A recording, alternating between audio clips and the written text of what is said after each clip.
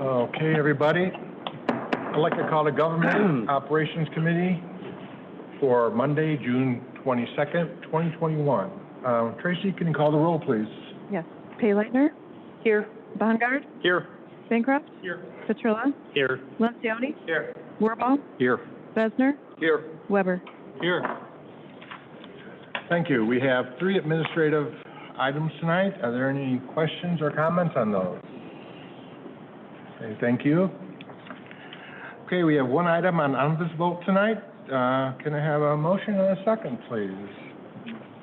Moved by Weber and seconded by? Second by Wirball. Thank you. I can't see these screens. Yeah. Okay. Roll call, please. Payleitner? Yes. Bongard? Yes. Bancroft? Yes. Petrilla? Yes. Lencioni? Yes. Wirball? Yes. Besner? Yes. Weber? Yes. Motion passes. Thank you. Number 5, information systems. Recommendation to approve the purchase of Xerox multifunction devices at a cost of $102,780 and enter into a 5-year agreement with Proven IT.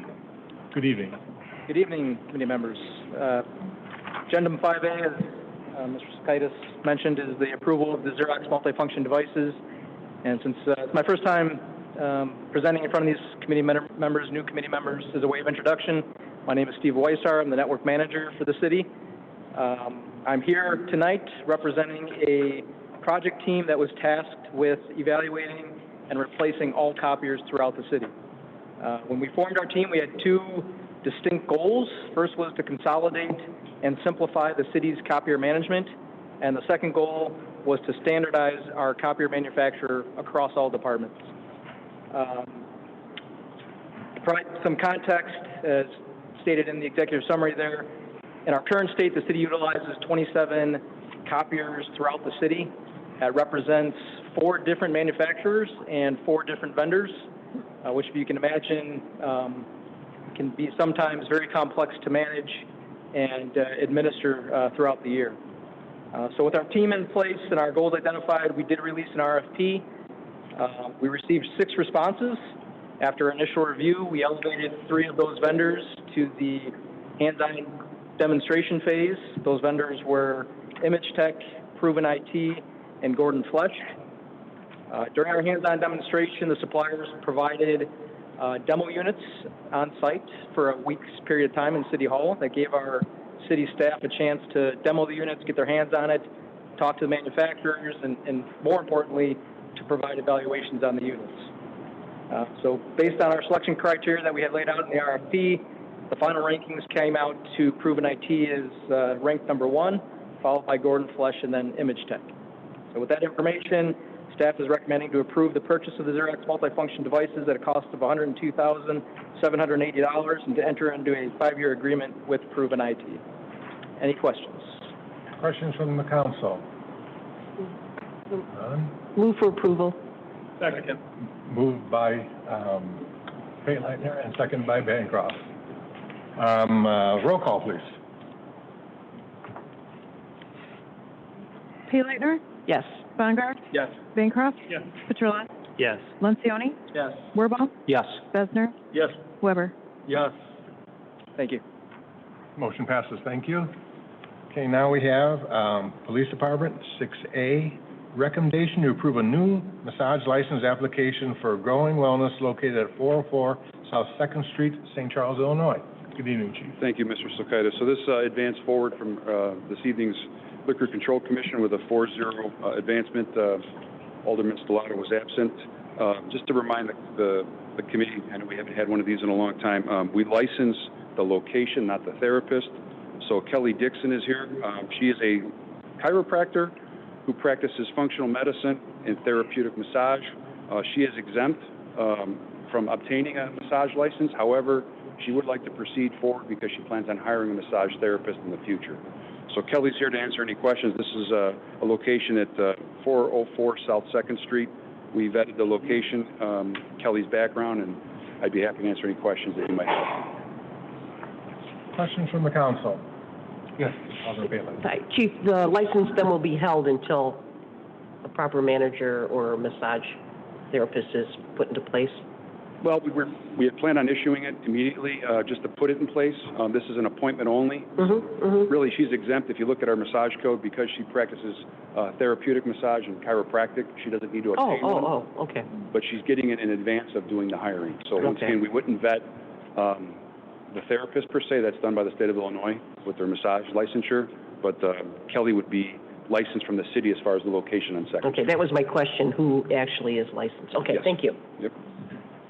Any other questions or comments from anybody? Move for approval? Second. Moved by Payleitner, second by Wubble. Let's do a roll call on this. Payleitner? Yes. Bongardt? Yes. Bancroft? Yes.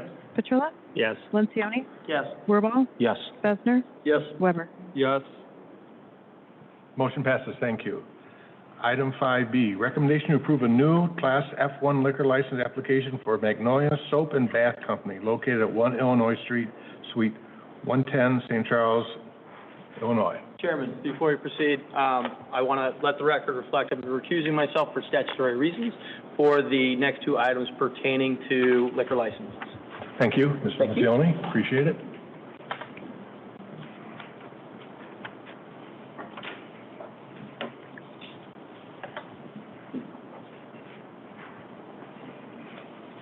So this item before you, there is, on the agenda itself in the executive summary, it indicates that this is an F1 request. If you look at our code and my memoranda, this is an F2 request. An F1 is for a restaurant, F2 is for a social club interaction, which really necessitates the licensure being, once again, the F2. So this too advanced forward earlier this evening with a 4-0 recommendation. This is a BYOB, bring your own beverage license. This is a small soap making facility located in the Fox Island Square. They would like to host small soap making classes, similar to some of our board on brush type facilities and some of our arts and crafts. Amanda Brewster is here. Once again, I'd like to read into the record this as an F2 request, and either Amanda or myself can answer any questions that you might have. Any questions or comments from anybody? Okay, Move for approval. moved by Petrola, Second. second by Wubble. Roll call, please. Payleitner? Yes. Bongardt? Yes. Bancroft? Yes. Petrola? Yes. Lencioni? Abstain. Are we abstaining? Wirball? Yes. Besner? Yes. Weber? Yes. Passes, motion passes. Thank you. Now we have item 5C. Recommendation to approve a proposal for a new class E1 temporary liquor license for the Hoops for Hop 5K to be held at Mount St. Mary Forest Park on October 2nd, 2021. Thank you. Close, Rush. Kind of a mouthful. No, That's a mouthful. So this too advanced from earlier this evening with a 4-0 recommendation. Catherine Rita was here. I excused her from coming this evening. She had a death in the family, and she was a 4-week-old infant. So I thought it was in our best interest to make sure she didn't have to come back for the committee meeting. But this is an annual event. It's taken place a number of years. Of course, last year it did not because of COVID. 2 years ago, they had 700 or so participants. This year, they're expecting 1,000. Project Mobility focuses on adaptive cycling for folks with disabilities. They've partnered with the Bike Rack in St. Charles. This is a great event from Mount St. Mary's two-wheeler park. Police will be on hand to make sure credentialing takes place. We'll cross traffic on 31. It's a great event. Park District obviously has approved this, and I'd be happy to answer any questions that you might have. Move for comments. Oh, I'm sorry. Okay. Okay. Yes, you may make, was that you? I made a motion. I didn't know if someone was asking a question. No. Knows that question. So you want to make the motion then? So moved, yes, please. Moved by Besner and seconded by? Weber will second. Weber. Roll call, please. Payleitner? Yes. Bongardt? Yes. Bancroft? Yes. Petrola? Yes. Wirball? Yes. Besner? Yes. Weber? Yes. Okay, number 7, we have, oh, good evening. Recommendation to approve the issuance of a $20 utility rebate to dwelling and buildings receiving city utility services. Good evening, committee members. My name is Colleen Lavery. I'm the Assistant Finance Director. As just stated, I am here seeking approval to, a motion to approve the issuance of a $20 utility rebate to dwellings and buildings receiving city utility services. The dwellings and building is very specific in the memo. The reason we're looking for dwellings is because we have utility boxes out there that basically are set up for Comcast and AT&T. We don't want the 120 of those utility boxes being issued a check. Also, we were specific with respect to we want that the building or dwelling be occupied, be a resident, be a business owner. So that's why this is very specific to dwellings and buildings. But the purpose of the utility rebate is to negate the total increase in the 2021 city's property tax levy, which approximated $300,000. This is yet another means by which City Council has determined they could assist residents and business owners with the financial impact of the COVID-19 pandemic. For fiscal 2021, Council also directed staff to stop assessing penalties on late payments, to cease the disconnection of any utility services for non-payments, and also to stop requiring a utility deposit if a resident or business owner made 4 late payments in a 12-month period. The rebate will be issued to residents and business owners who occupy a dwelling or building and receive electric, water, sewer, or refuse service. Not all of our residents receive all of those services. So first we'll apply to the electric, then if they don't have electric, we'll go down and try to hit everyone who is receiving the utility service. The estimated cost of the rebate program is $330,000. This was discussed during the budget. However, it was not budgeted at that time, so will require a budget adjustment. The rebate will appear on the 2nd, 3rd, and 4th billing cycles of July, and also the 1st billing cycle of August. This way, all of our cycles will receive the rebate within a month of it being issued to the 1st billing. Information will be disseminated to the recipients of the rebate, informing them of how they might give back the rebate to the city so that it can be applied to our Neighbors in Need program, if they so choose. For information, this year to date, 32 residents have received Neighbors in Need proceeds to help with their utility bills. Last year, 29 residents received those benefit of the program. Our residents also received funds from the LAHEEP program. Actually, 168 residents were assisted this year already. And there are 70 residents who the city provided information to a new state program called the Utility Disconnection Avoidance Program. And they have promised that they will provide and pay the bills of those 70 residents over the next 2-3 months. Salvation Army has also assisted 45 families this year for a total of $12,000. And the city has allowed residents and businesses to extend their payment programs if they have so chosen to do so through August and even October for some extreme cases of people trying to make up for the payments they hadn't made last year.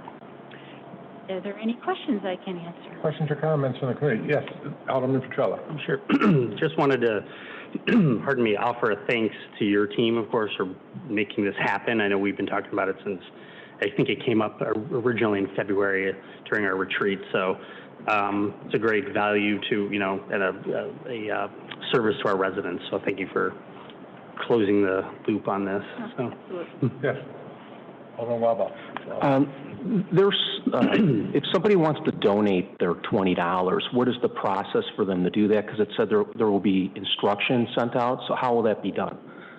Well, I do know that once, if this is approved, then in this month's den, Lisa will be providing information about the program, and unfortunately, our utility billing system is a little bit old, so the only way we have to adjust their bill and pull the rebate off is for them to contact us.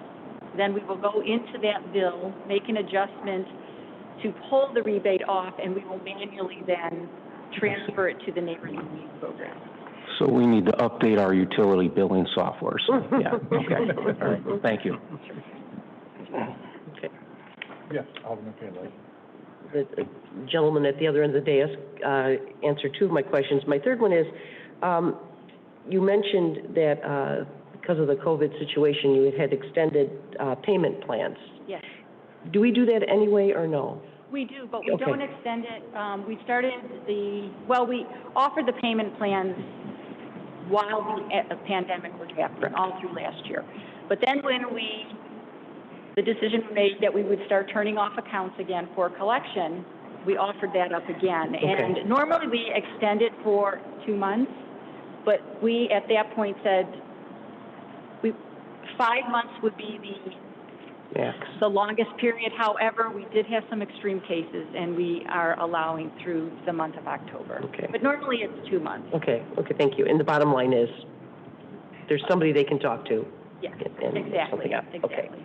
And our customer service representatives always provide them with options as far as Salvation Army, or there are churches in town that provide, services such as that. Always giving them options that they can go and seek help.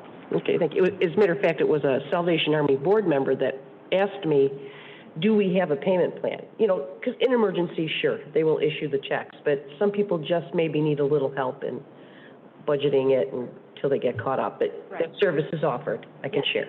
Okay, thank you. Any other questions or comments? No, Have a motion, please.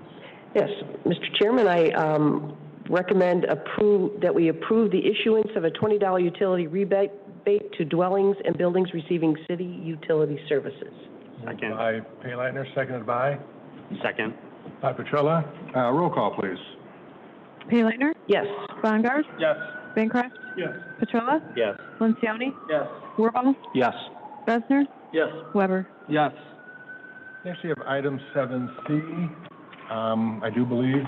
Yes, absolutely. Thank you, Mr. Chairman. I would like to recuse myself for personal reasons in regard to this as one of the organizations, Kane Repertory Theater, who's being considered for funding. I'm the president of their board of directors, so I will be leaving. Thank you. Thank you, Alderman Lencioni, for that. Okay, next we have a recommendation to approve the Visitors Cultural Commission funding allocation schedule fiscal year 21-22 and the related funding agreements. Good evening, Chris. Thank you, Mr. Sulkaitis. As the committee is aware, each year the city sets aside a portion of the hotel motel revenue, the hotel motel tax revenue stream for promotion of arts and cultural activities within the city. You may recall that during February of 2021, when we were going through the current year's budget cycle, we actually had a presentation related to the mid-year activities of the Visitors Cultural Commission. We received the request for funding for fiscal year 21-22, and ultimately included in the budget draft that was prepared and ultimately adopted. We set aside the sum of $90,000 from that hotel motel tax revenue stream for the promotion of artistic and cultural activities within the city. Further, the city had previously established the Visitors Cultural Commission as the body that is responsible for receiving the funding application requests, as well as determining a recommended allocation of those funding requests for each fiscal year. The Cultural Commission went through that process. They did actually submit a solicitation for funding requests and applications from various organizations within the community, and those applications were received, and the Cultural Commission met on May 12th of 2021 to determine the allocation schedule for the current fiscal year. With me this evening and here to present the discussion and the results of that particular process is Dr. Ann Becker, of the chair of the Cultural Commission, and she will make a brief presentation related to their activities. I would be happy to answer any initial questions that the committee may have. Otherwise, I'll turn the floor over to Chair Becker.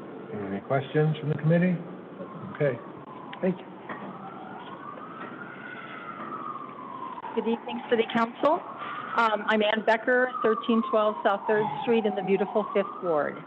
And I believe in the packet you've all seen, for those of you who have done this with me before, you notice that we have the matrix, and then for the new members of the board or the council, you'll see that there is a matrix at the end, which is a process that we go through on the commission where we review all of the applications, and then we have a matrix that we design under Mayor DeWitt that will help us do, we feel, kind of a fair assessment of the people that are soliciting money. We have 4 categories that we look at, and those categories are then evaluated, and we use a percentage of that evaluation to then divide the money, we feel, honestly. And thanks to Chris and Carol Lee, they actually create the umbrella for us to do all of our calculating very carefully and thoughtfully. As Chris mentioned, in February, we did an online Zoom presentation that took a look at what the arts people were doing to kind of reimagine themselves during the pandemic. And you noticed during that, I'm sorry for the new members who didn't get to see it, but we talked about how they reimagined themselves and came up with things that the city could participate in and yet stay within the pandemic outline. What we saw in the new presentations or the applications was how they are now moving forward. So they're all taking a look at what are we going to do now that the pandemic is loosening up, and we're going to start to open up and do more things and engage our citizens and that kind of stuff. So during a time that was really very hard for our community members, I felt the arts were outstanding. And they have new plans and new ways of bringing us all back together again. So quite hopeful, and I hope you did get to review some of the applications and see where we're going. With that, I want to thank you very, very much for giving us money, giving the community money to keep the arts alive. We have a new group that's starting, which Alderman Lencioni talked about, which is a theater group. We have vital arts here, and they really do make the quality. This is what makes people come to St. Charles. We have such a great group of people that in music and art and theater that really keep us alive and keep our spirits up. So with that, I will answer any questions that you might have. And my thanks for the funding. Any questions from the committee? Yes, Alderman Taylor. Just a comment, Dr. Becker. Thank you again. I mean, it's to your team for doing the work and for doing such a good job of explaining it all to us and breaking it all down. And thanks. Yeah, thank you. Any other comments? Okay, any comments from anybody in the audience on this issue? Okay, can I have a motion, please? Mr. Chairman, I'd like to make a motion to recommend approval of the Visitors Cultural Commission funding allocations scheduled for fiscal year 21-22 and related funding agreements. Motion by Payleitner, seconded by? Bongard, thank you. Roll call, please. Payleitner? Yes. Bongard? Yes. Bancroft? Yes. Petrelli? Yes. Wirball? Yes. Besner? Yes. Weber? Yes. Motion passes, thank you. Ms. Lencioni is now welcome to come back.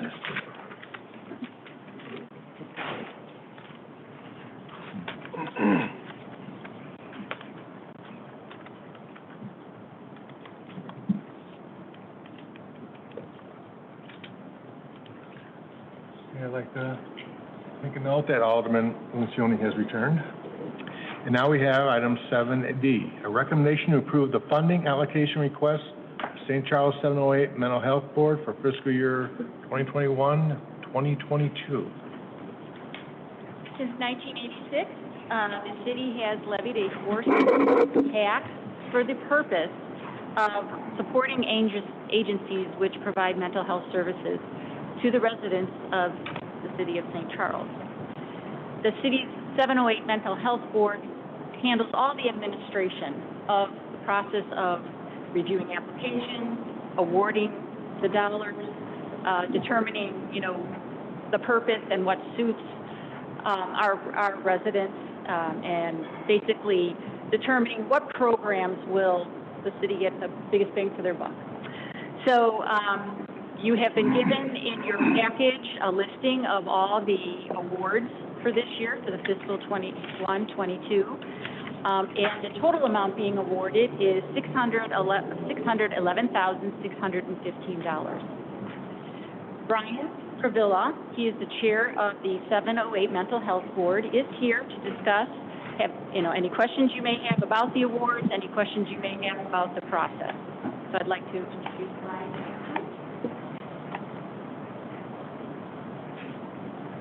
Good evening. Can I have your name and address for the record, please? Yes, sir. Brian Travilla, 3605 Province Drive, St. Charles, Illinois, 60175. Welcome to our meeting tonight. Thank you. Good evening. Before I take a few questions, I'd like to just go over a few bits of information. I'll keep it brief, but just for context here.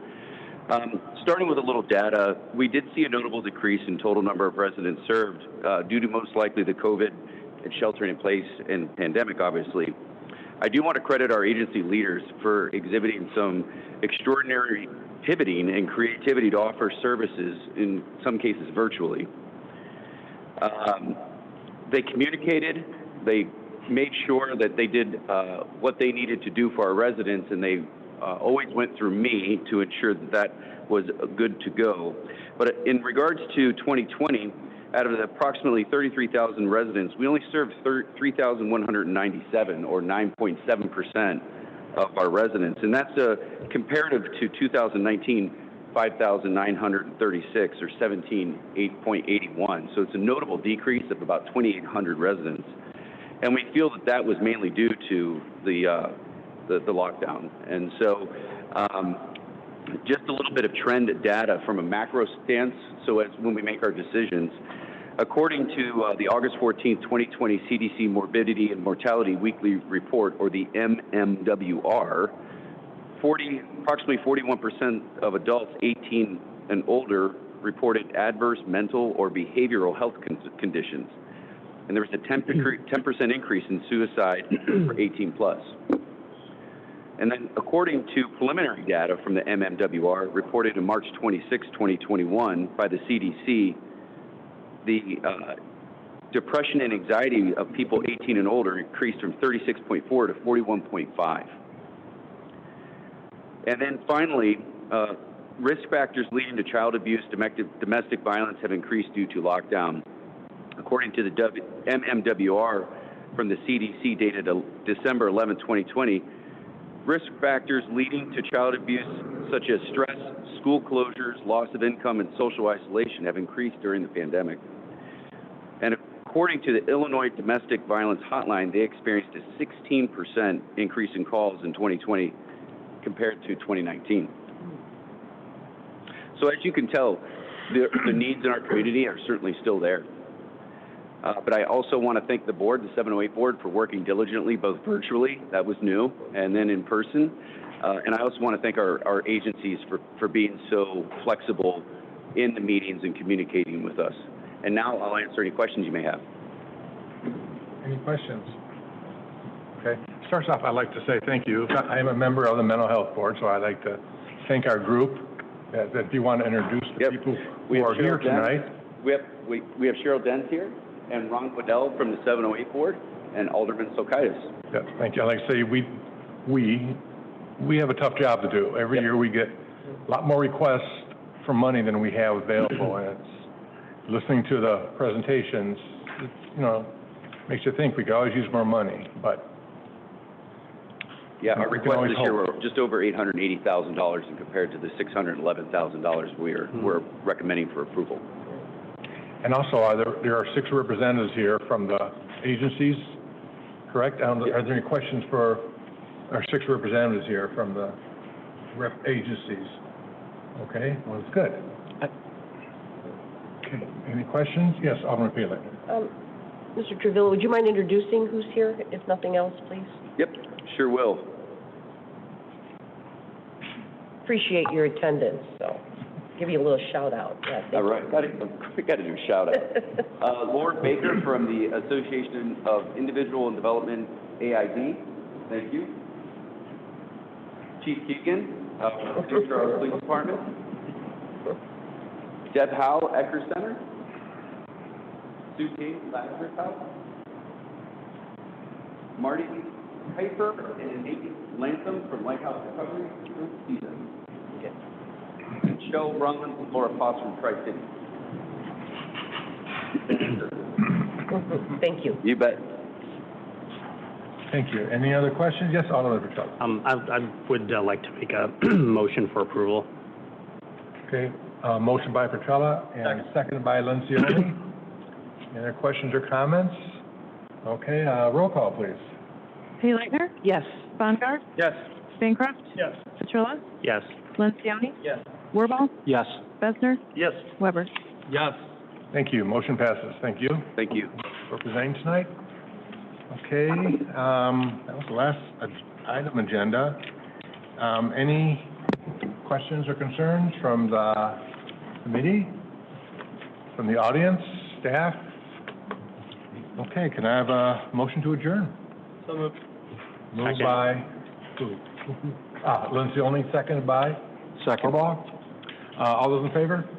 Aye. Aye. All those opposed? Motion passes. Thank you. This meeting is adjourned.